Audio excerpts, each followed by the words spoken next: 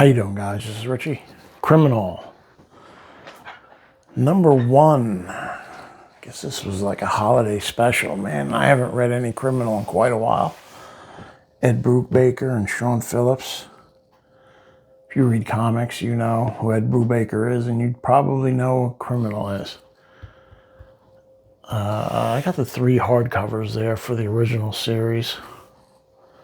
But it was nice to see some new Criminal out on the shelves. There's another hardcover book, a smaller one that I missed. But I'll get that at another time. Sean Phillips, Brubaker, he seemed to be married at the hip. Colors by Sean Phillips' son, Jacob Phillips, who is an excellent artist in his own right. This book, it's got really nice uncoated paper. It's thick, it's nice. I like the way the colors lay in it. Big fan of this type of paper. Bad Idea Comics has been doing that now for a while. So, Tracy Lawless, or Ricky Lawless rather.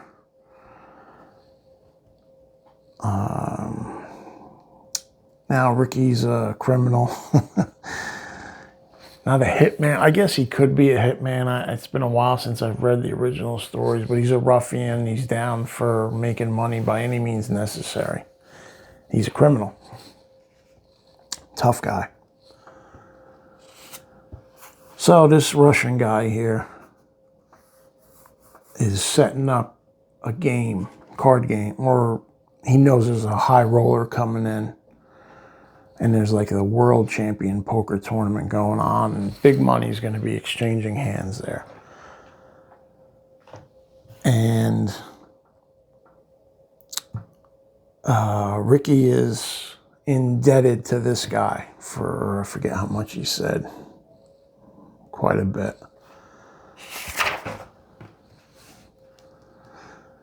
He's got the guy's hotel room, so of course he's going to rob him so he could get straight with him. And Ricky devises a plan. He's going to go as like a worker at the hotel. He sneaks in, easy peasy, gets an all-access badge. And he figures, hey, I'll just sit in this guy's hotel room and wait for him to come back from the gambling session. Probably be a little buzzed, not expecting anything, catch him off guard. So he's in there and he's bored. He's waiting around, and bingo, here it comes. His friend Davey gave him a bullet with a gram of coke. So he said, this is going to be fun. You know, the coke will keep him up. He's catching a buzz while he's waiting around. He snorts it. He's chilling out, listening to music. Then all of a sudden it hits him. And he realizes, damn, it's heroin. It's not coke. So back then, I think this takes place in the 80s maybe. Back then, there was no fentanyl. China White, he says, I guess, which I'd never seen. So I've been a drug addict for most of my adult life, although I haven't used in almost 14 years now. And I'd seen a lot of China White in my time. So that's an East Coast thing. So West Coast would be black tar heroin and stuff like that, which you would have to cook. China White, you don't need to cook it. You just mix it with water and you could put it in. And you can snort it. You can't snort black hard unless you put it through a process. So he says, look, I love smack. Who doesn't? But it makes me too happy. So I guess being happy on a job like this isn't a good idea. So whenever you're doing any kind of criminal activity, you should not be using heroin. Coke will get you up, keep you alert. Heroin's not going to do that for you. So what does he start doing? He's watching movies. He's hanging out, ordering food. Like he rented the place. So he's high as a kite. And of course, here comes the room service. He's eating burgers. Next thing I know, I'm taking another hit without even thinking. And then, wow. So he must be a lightweight if he's throwing up like that. And when I'm done puking, I'm even more high than before. And of course, it's inevitable. You're going to nod out, pass out. So he wakes up and he's floating, man. He even takes a bath. This maniac is waiting to rob somebody, and he's using heroin, ordering food, and taking a bath. Then he's hitting a mini bar. Then he calls a hooker. So he gets done with the hooker, and I think the hooker robs him. She's searching through his stuff, looking for something. He goes, so he's still drinking. Nods out again. Then he goes, oh shit, I gotta get another hat.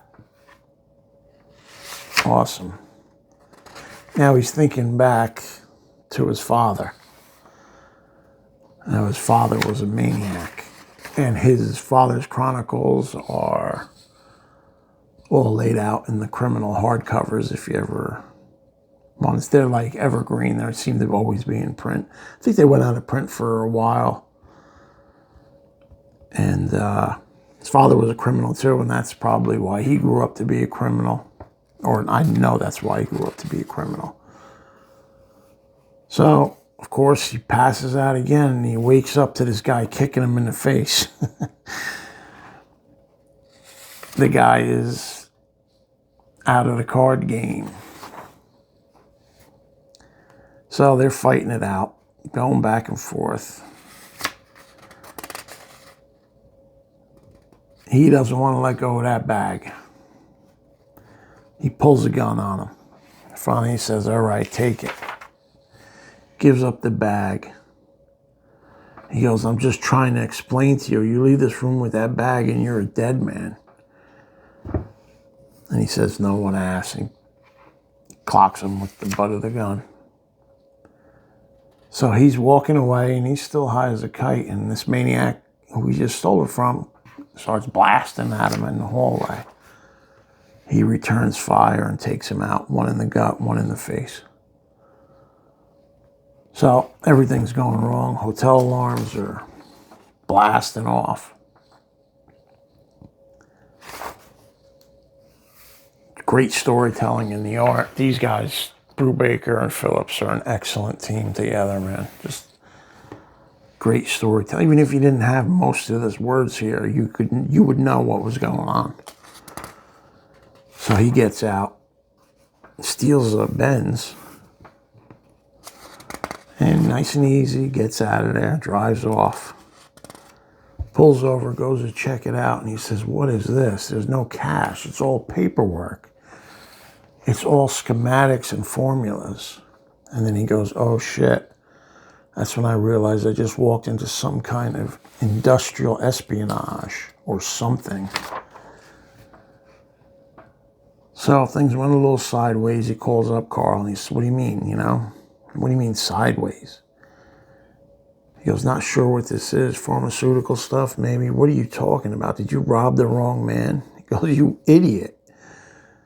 He got the address. He said the Monte Vista, not the Vista Lux. And he says, oh, man. And he goes, that makes sense. He goes, so how much will you give me for a hot Mercedes? And he just hangs up. And he tells him, I'm going to need another week to pay you. And that's it. And it kind of, at the end, it gives you some criminal backstory. Teague Lawless.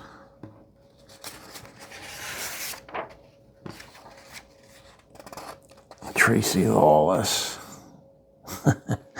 These two are brothers right here. He's even crazier than him.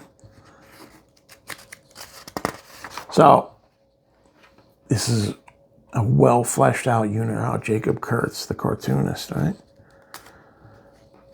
It's a well fleshed out world. He's my favorite, though. I love the face they gave him and the way he is. He's good. Excellent, excellent, excellent, excellent. So, there you have Criminal. Number 1. Definitely pick this up. Even if you don't have any reading experience with Criminal Universe, this is a cool jump. You can jump in anywhere in that universe. That's what Ed Brubaker does it perfectly. You don't need to read 60 issues before you read this. All the stories are usually contained, but they all connect. You know what I'm saying? Also, there's an Amazon TV show coming real soon. I believe it's finished or almost finished, so check it out. Great read, and I will catch you guys on the next one.